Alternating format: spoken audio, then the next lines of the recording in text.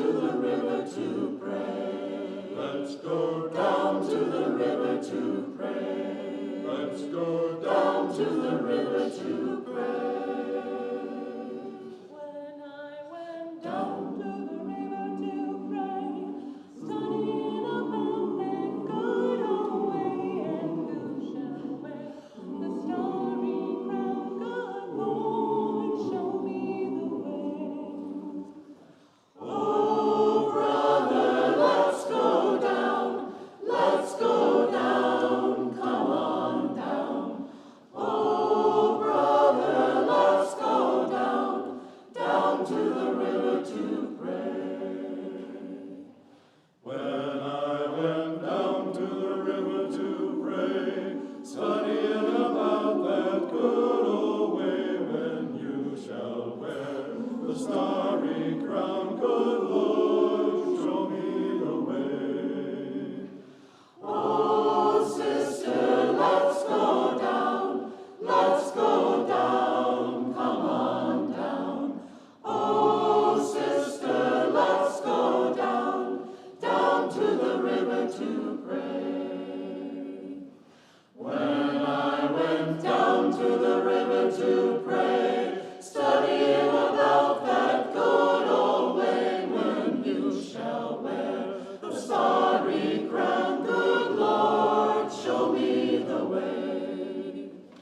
Oh, children, let's go down. Let's go down. Come on down. Oh, children, let's go down. Down to the river to pray. When I went down to the river to pray, studying about that good old way, when you shall wear the starry crown, good Lord, show me the way. Oh, people, let's go down. Let's go down. Come on down. Oh, people, let's go down. Down to the river to pray. Oh, people, let's go down. Let's go down. Come on down. Oh, people, let's go down. Down to the river to pray. Oh, brothers, down to the river to pray. Oh, sisters, down to the river to pray.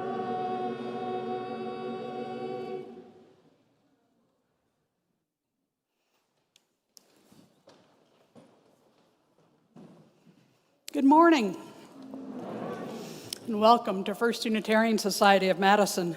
My name is Becky Burns. My pronouns are she or they.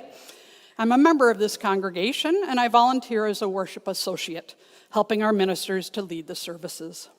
Today, I'm joined by one of our co-senior ministers, Reverend Kelly Crocker, and the worship team of Linda Warrens, Drew Collins, and Daniel Carnes. I want to thank all of the members of the Meeting House Chorus for contributing to our worship today. And a special thanks to those who are providing worship hospitality this morning, including Ann Smiley as greeter, Marty Hollis and Patrick Ducharme ushering, Jeannie Hills and Liz Hotchin, who are making and serving your coffee. At First Unitarian Society, we question boldly.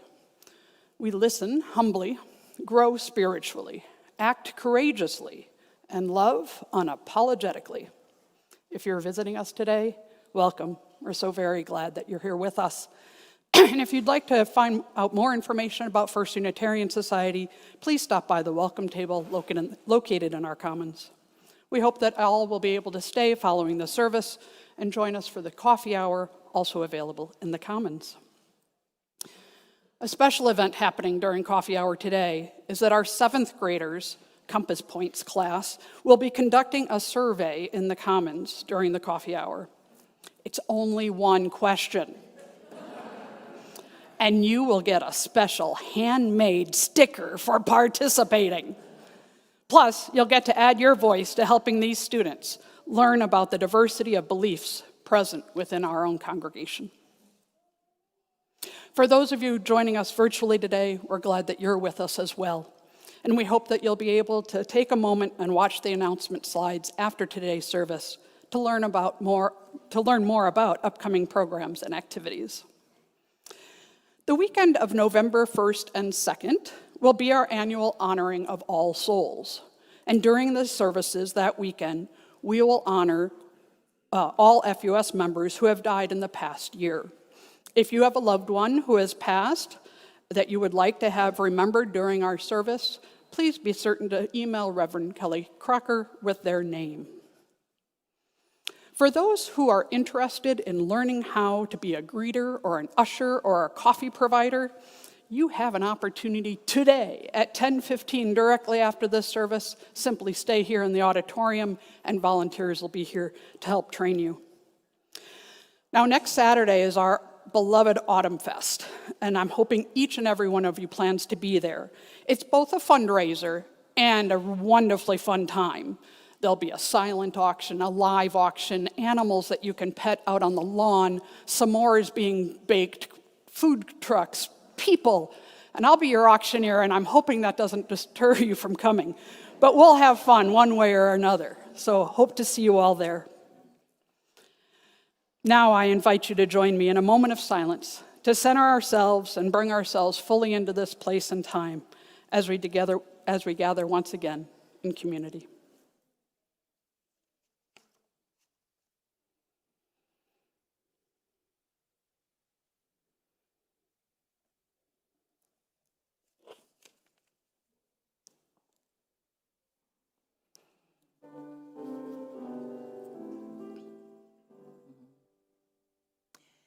Some days the world's pain floods through us like water through a broken dam.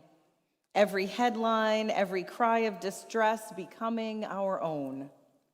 We come here thirsty for the wisdom to care without drowning, to love without losing ourselves in the undertow of others' sorrow. Come, let us seek together the steady foundation from which true compassion flows. And we invite you now to rise in all the ways we do, joining together in our words of affirmation as we light our chalice. This chalice, once lit, is a declaration that every person is inherently worthy and has the right to flourish with dignity, love, and compassion. By our time, wisdom, attention, and money, may we make this community fully accessible and inclusive, a place where such flourishing may be fully realized. And before we join together in song, we invite you to take a moment to turn and greet those around you.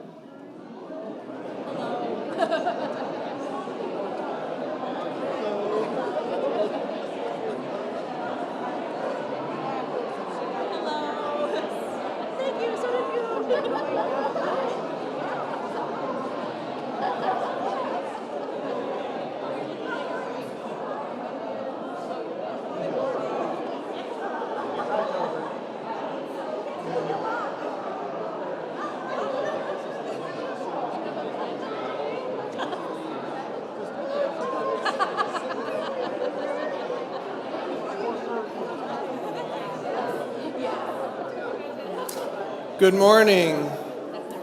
Good morning. Let's remain standing as we sing our opening hymn, number 1002, if you're using a hymnal, Comfort Me. We'll sing all the verses, except instead of Dance With Me, we'll sing March With Me.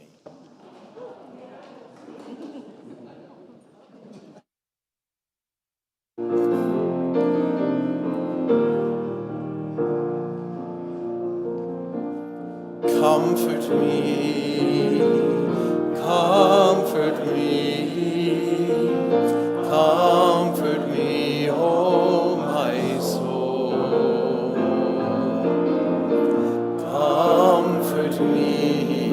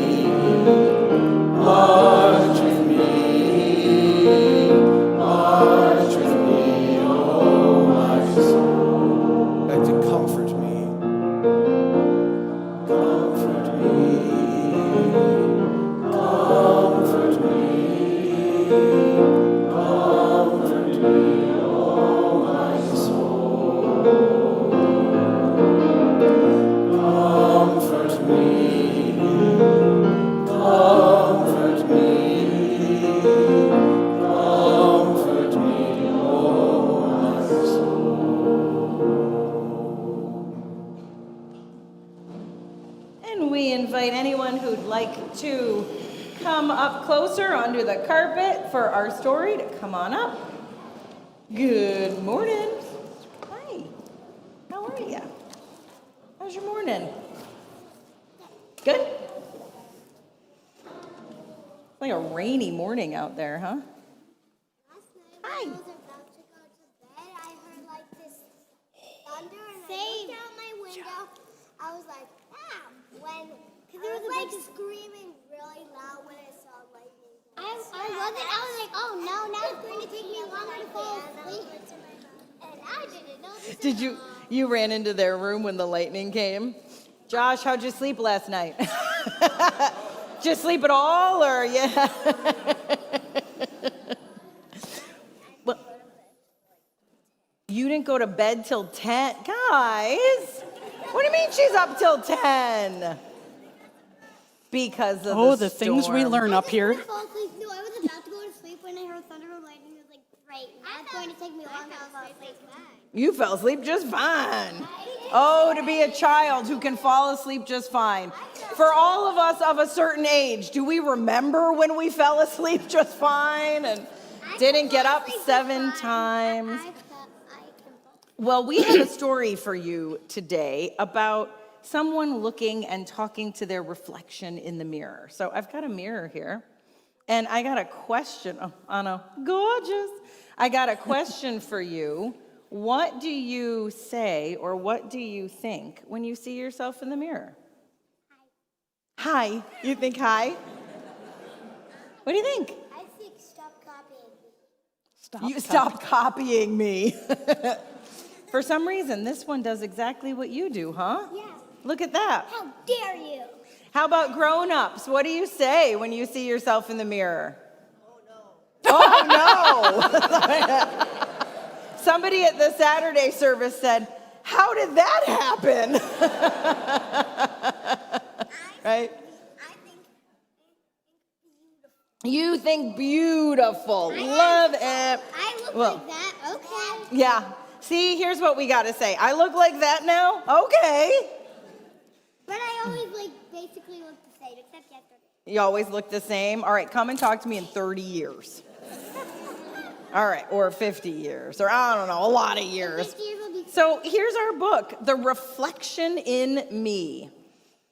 I like being you, said the reflection in the mirror. To me, you are perfectly perfect. I blushed. Me? Yes, you. And by the way, you have wonderful eyes. I blinked, astonished. I do? Absolutely. They sparkle like stars on the darkest of nights. Oh, I gazed downward. Thank you. Your eyes sparkle too. Sweet of you to say. You have a marvelous voice. Oh, I gently whispered, you really think so? Of course. You sound as joyous as a songbird whistling in the trees. And you have a magnificent smile. I sheepishly grinned. Well, Mama always says, start every day with a smile. I agree. Your smile is as bright and cheerful as the sun in the sky. And you are quite smart. I took a step toward the mirror. I do try very hard. You sure do. And you're as brilliant as a rocket scientist. I like that you're friendly. I leaned in closer. It's very important to be caring, you know. It sure is. And you're as gentle as a butterfly. And you have a lot of courage. I raised my head high. I auditioned for the school play today. Outstanding. You are as brave as a lion. And you're a lovely dancer. I spread my arms wide. Watch how fast I can twirl. Around and around I went. Amazing. You are as graceful as a dolphin gliding through the sea. I plopped on the floor, giggling as the room playfully spun around.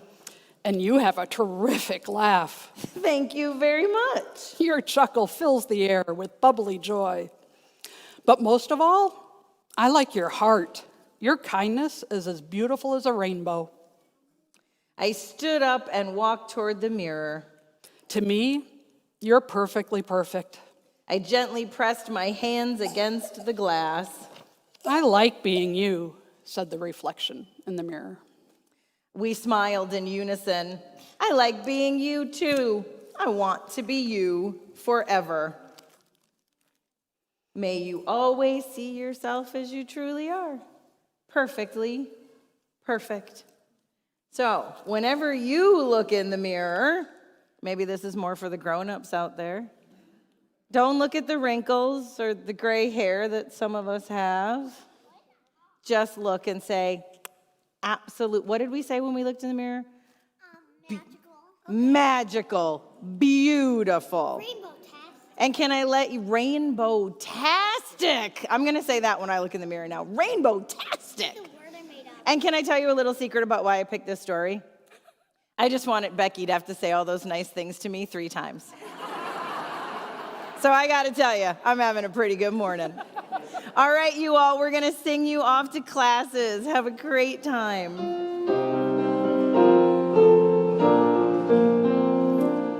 Oh, you can make the world so bright, and you can turn the day from night, and share your kisses and your light, and learn what you know when you hear someone, to know.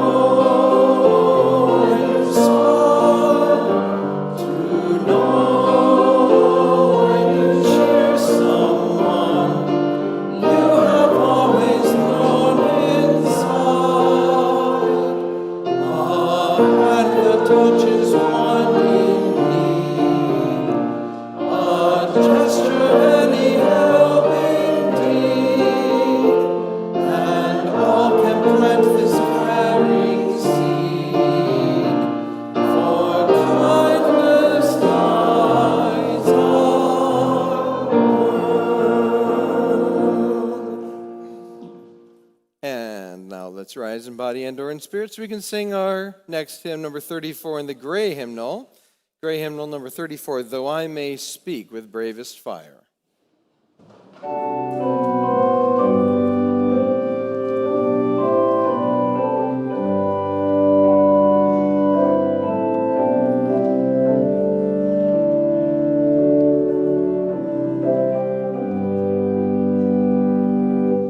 Though I may speak with bravest fire, and have the gift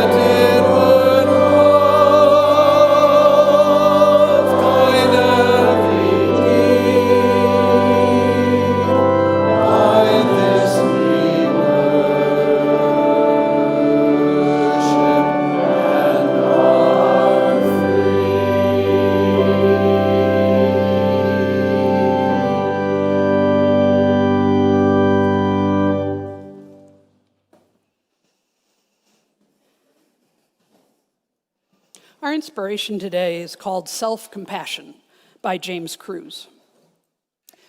My friend and I snicker the first time we heard the meditation teacher, a grown man, call himself honey, with a hand placed over his heart to illustrate how we too might become more gentle with ourselves and our runaway minds. It's been years since we've sat legs twisted on cushions, holding back our laughter. But today, I found myself crouched on the floor again, not meditating exactly, and just agreeing to be still, saying honey to myself each time I thought about my husband, splayed on the couch with an aching joints and fevers from a tick bite. Was he ever going to get better? Or considered the threat of more wildfires, the possibility of the collapse of the Gulf Stream. Then I remembered that in a few more minutes, I'd have to climb down to the cellar and empty the bucket I placed beneath the leaky pipe that can't be fixed until next week. How long do any of us really have before the body begins to break down and empty its mysteries into the air? Oh, honey, I say to myself. For once, without a trace of irony or a blush of shame, the touch of my own hand on my chest, like that of a stranger, oddly comforting in spite of the facts. Earlier this month, I found myself chaperoning my younger child and his middle school classmates to American Players Theater in Spring Green to see Shakespeare's A Midsummer Night's Dream. It was an incredible performance, as they all are at APT, yet this one was particularly inspired. The character of Puck, the mischievous woodland fairy or sprite who delights in pranks and jokes, was played by not one person, but two. It is hard to explain how this works, but it did. APT describes it this way. Puck seems like one person split in two, like the voice inside your head and the things you say out loud. Sometimes two characters coexist in the same body. The two embrace and dance, sometimes speaking lines together, sometimes one at a time, like a woven tapestry. One is a deaf actor who uses ASL, and both actors use their hands as well as their voices, adding richness and artistry to every line. Now, after the performance, the students are invited to stay for a talk back with the performers, and the majority of their questions were for the two actors who played Puck. One of the students asked about their synchronicity. How were they able to be so in tune with one another that we in the audience were able to understand exactly what they were trying to portray with their mannerisms, their facial expressions, their movements? The first actor quickly answered with practice, and do not worry about failing. If you saw us the first week, you would have been appalled. It was bad, so very bad. Even these folks, pointing to the fellow cast members, would have told you we were rotten. And at this, the others all nodded and laughed. But we kept at it. We kept experimenting. So don't be afraid to try something new and fail many times. But keep trying and know that you'll get better. And then the other actor spoke and said, we were really bad at this at the beginning. And over time, we learned how to hold each other in a place of complete kindness. He would come into work and say, I'm not happy. And I would want to jump in and try to fix it and make him happy and figure it out. And after a while, I realized I couldn't do that. So I would just say, okay, you're not happy. How do you want to do this today? And I would sit next to him and let him be where he was and give him whatever space would help. Just show up and be kind. That's what we built it with, kindness. Kindness for ourselves, our mistakes, our being really, really bad at this sometimes, and kindness for each other, because we were trying to be one character. So to be kind to him, I had to be kind to me, too.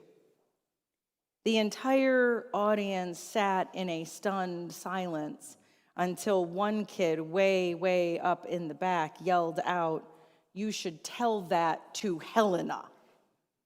Now, if you don't know this play, there's a character named Helena who is in love with Demetrius. He does not return her affection. Listen to this scene. Demetrius, do I entice you? Do I speak you fair? Or rather, do I not in plainest truth tell you I do not, nor I cannot love you? And Helena, use me, but as your spaniel. Spurn me, strike me, neglect me, lose me, only give me leave, unworthy as I am to follow you. What worser place can I beg in your love, and yet a place of high respect with me than to be used as your dog? At this moment in the play, a voice behind me whispered, "Geez, girl, get a little self-respect." And I heard an adult hush the young voice who countered with, "Has no one ever told her about self-love?" The wisdom of a middle schooler being educated in a system that has compassion for all, including oneself, as a core value. Geez, girl, get a little self-respect. But that, as we know, is so much easier said than done. James Cruz, who wrote our inspiration today, has another poem simply titled Self-Care. He says, "Some days it feels like a foreign language I am asked to practice, with new words for happiness, work, and love. I'm still learning how to say a cup of tea for no reason, what to call the extra honey I drizzle in, how to label the relentless urge to do more and more as poison, and how to translate the heart's pounding message when it comes, enough, enough.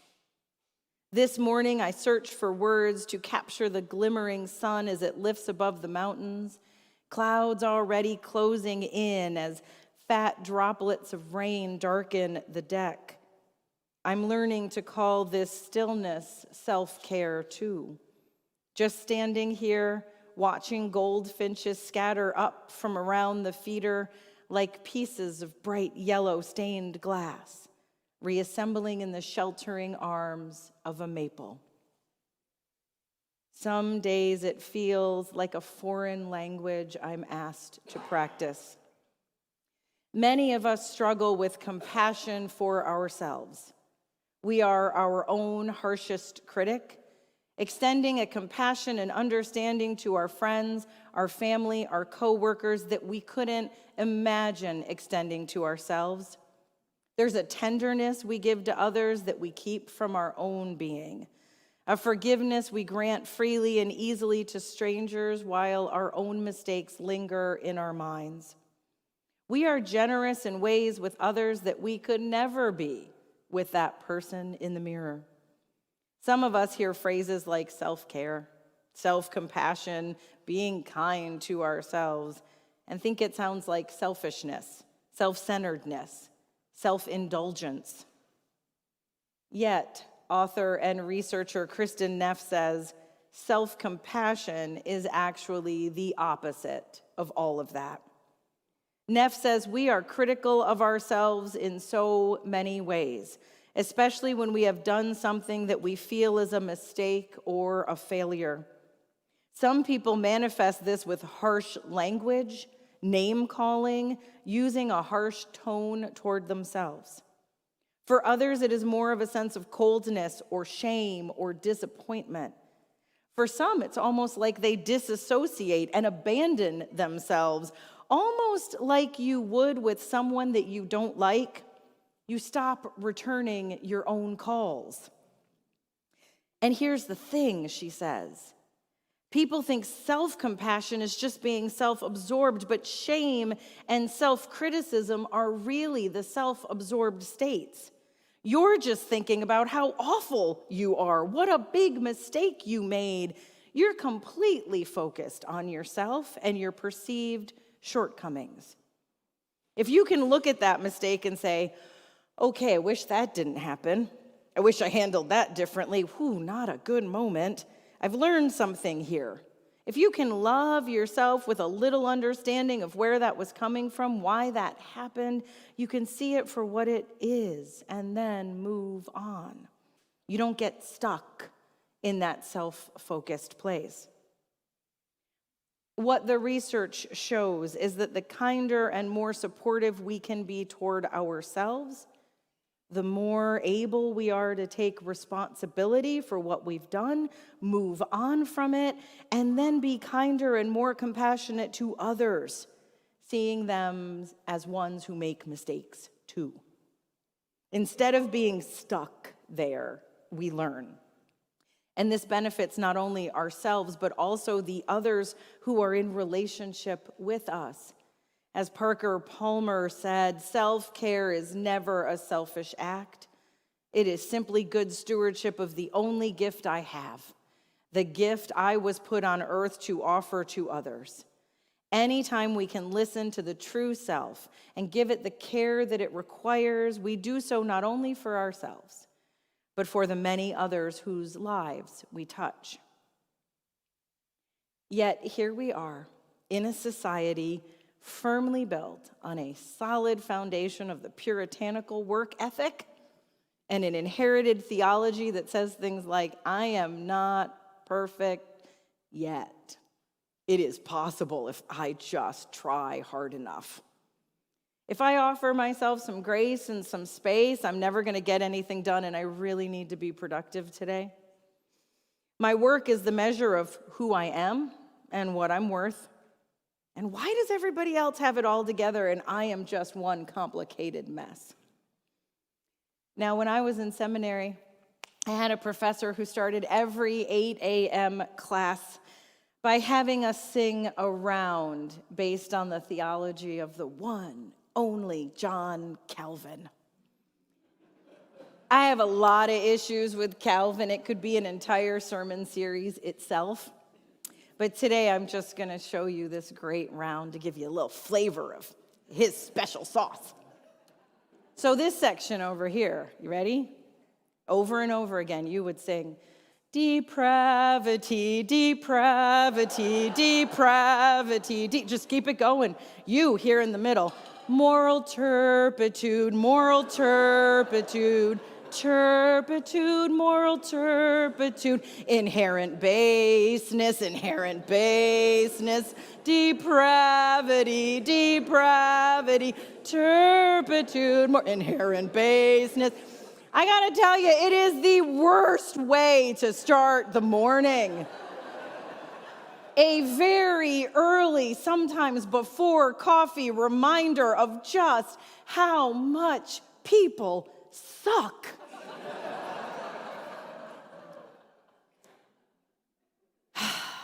It is a part of our theological history, and it is a piece of the social consciousness of our nation, and it is an easy explanation for all that's wrong in our world. Why do bad things happen? Because people suck. End of story. And it is the theology that our Unitarian ancestors railed against. William Ellery Channing listened to the Calvinism of his day and said, no, we are not bound to original sin. There is good within us too. And when we join together in community, we can be inclined toward goodness, toward mercy, toward justice. So fighting against the voices that tell us we are bad, even the voices that live inside our own heads, is actually a very Unitarian thing to do. Or in the words of Audre Lorde, in the culture we live in, self-love is an act of warfare. Now, one of my greatest teachers in this area over the past few years has been the poet Andrea Gibson.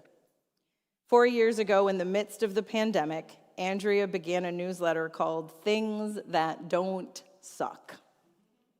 And just as they were about to launch this newsletter, they were diagnosed with ovarian cancer, a cancer that would ultimately take their life this past July. They wrote in the first post, "I know what you're thinking. I thought it too. This is the worst timing for a newsletter called Things That Don't Suck." But then I had another thought. This is the best timing.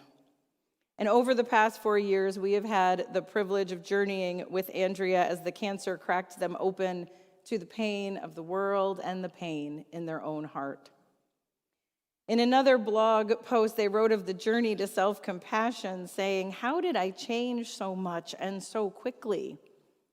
I learned to love the me who hadn't changed at all, the me who worshiped worry, the me who made a complaint department of my mind, the me who turned my wounds into microscopes through which I saw the worst in people, especially myself, the me who got it all wrong. This I now know for certain. I do all of my growing during the times in my life when I am offering compassion to the parts of myself that have not yet grown." Sweet community, I hope as you read this today, you can scan yourself, look deep within, and decide every part of you is good news. Watching Andrea the past 4 years has been a study in love, gratitude, presence, compassion, and how the love someone puts into the world lives on vibrantly and with a force we ourselves couldn't know long after they're gone. Now, after the 2024 election, a friend wrote to Andrea asking, "What do we do now? What could we possibly do in this moment?"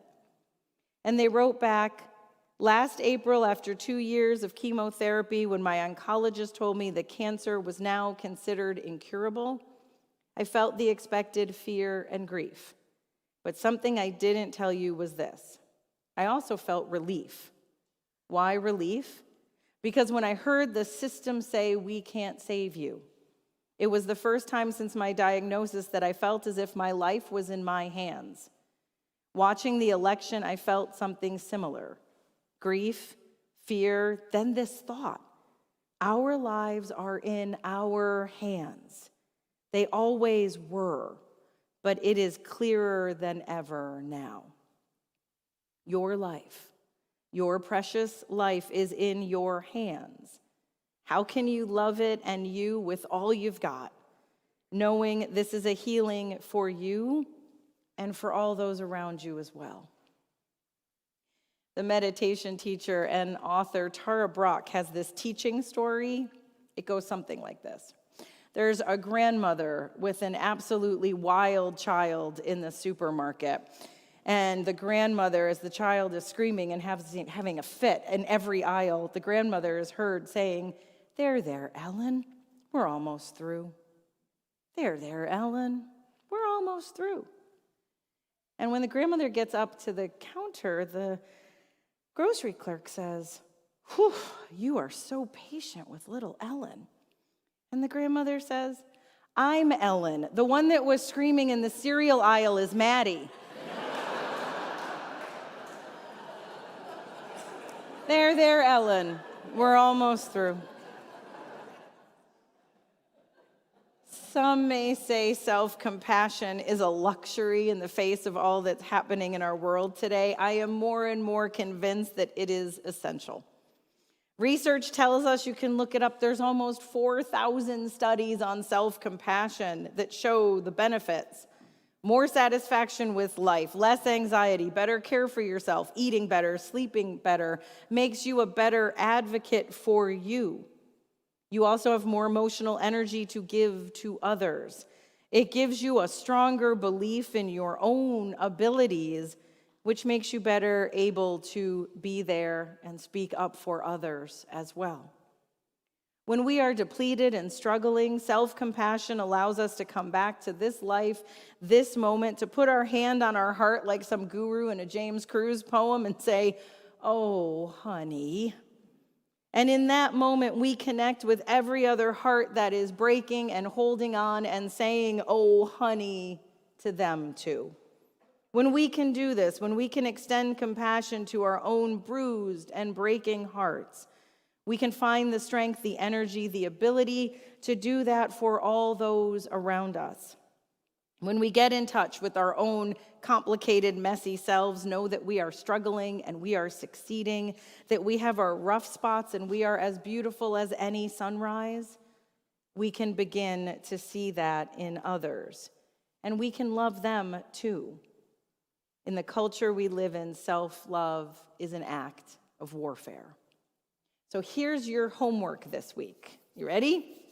When you hear that critical voice inside yourself, when you feel the shame and the judgment in your own body, I want you to put your hand on your heart, and I want you to say, even if you giggle, "Oh, honey." Try it with me, everybody. 1, 2, 3. "Oh, honey." There it is. We'll practice this together. We'll struggle with it together because it's hard work. This self-compassion is not easy. It takes practice to learn a foreign language. It takes community. It takes beloveds who see you and love you. It takes a life-affirming theology that says even in the face of it all, we're inherently good and worthy. Love yourself, believe in yourself, believe in your power to do the things you are gifted to do. Trust yourself to listen to your own voice. Discern what it is that you can do and do it, because it matters now more than ever. Beloveds, go forth and scan yourself. Look deep within and decide today and always that every part of you is good news.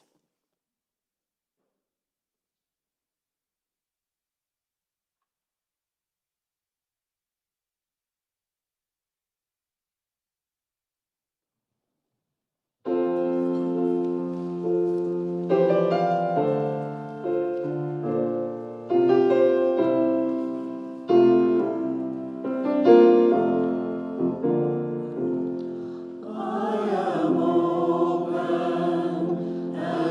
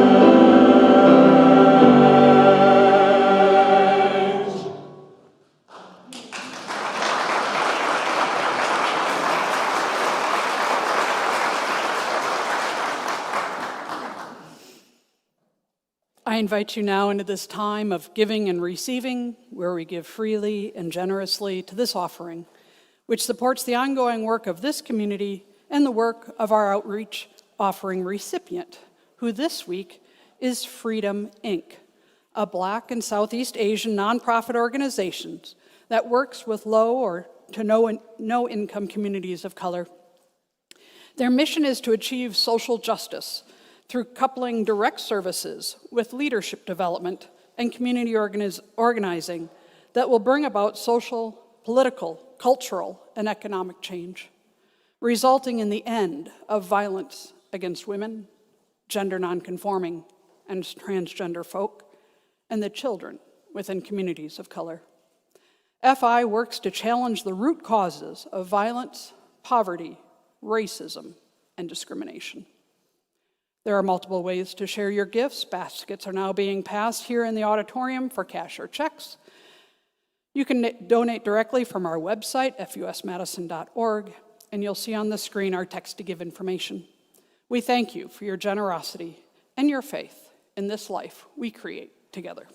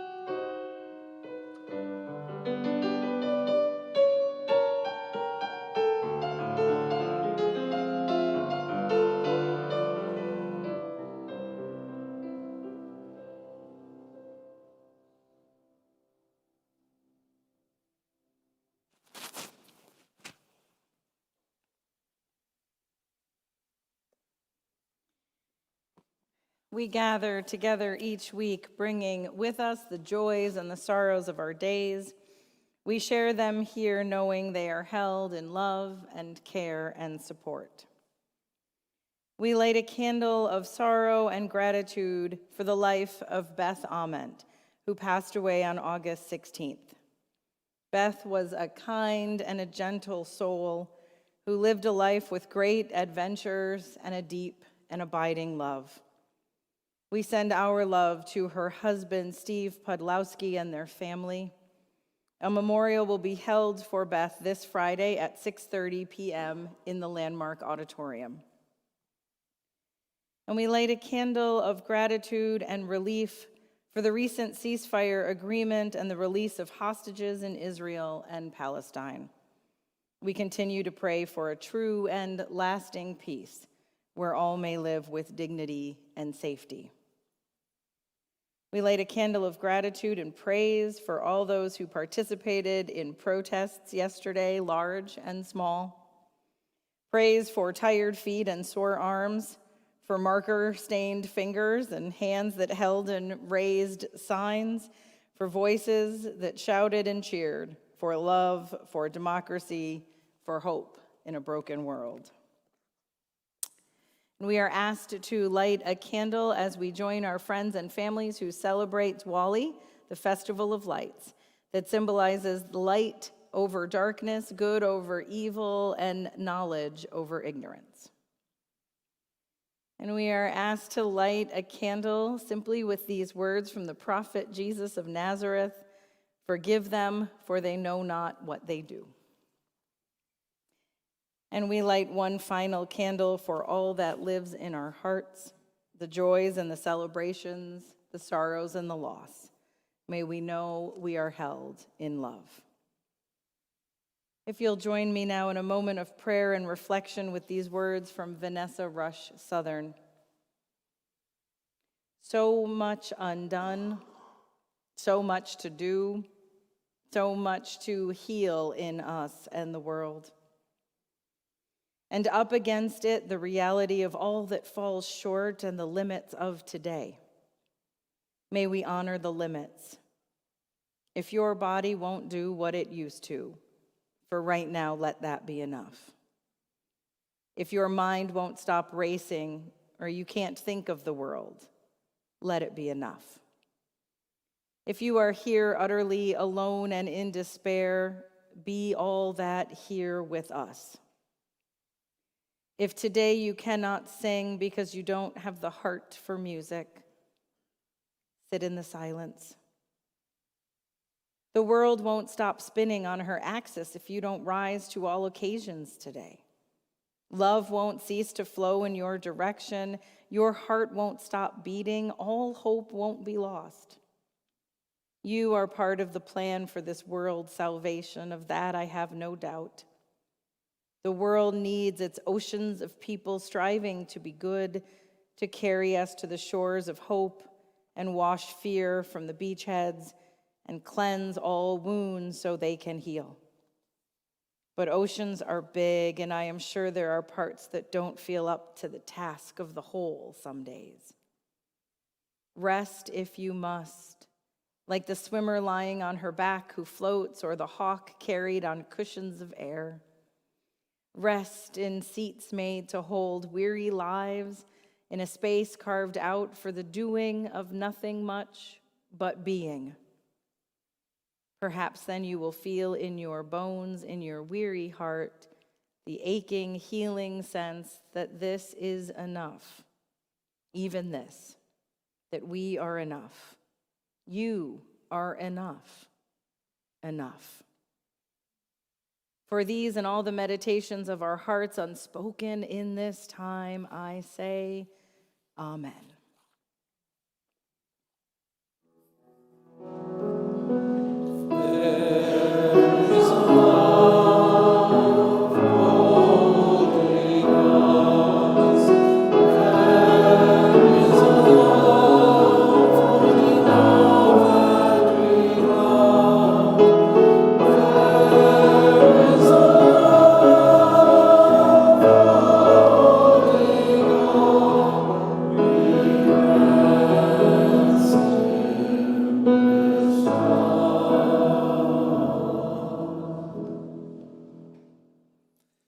Now I invite you to once again rise together in body and/or in spirit so we can sing our closing hymn, number 1053, How Could Anyone?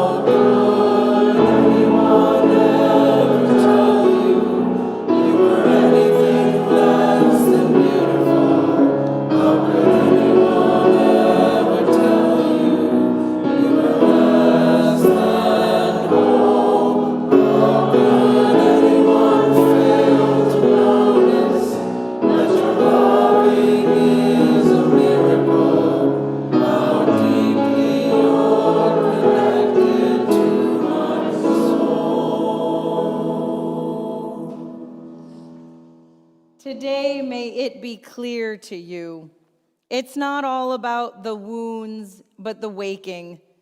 Take your broken heart outside into the autumn air.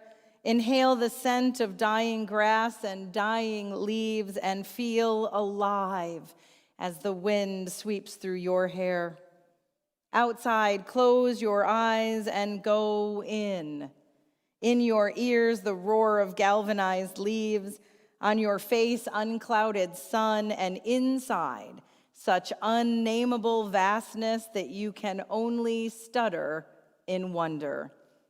Blessed be, go in peace, and please be seated for the postlude.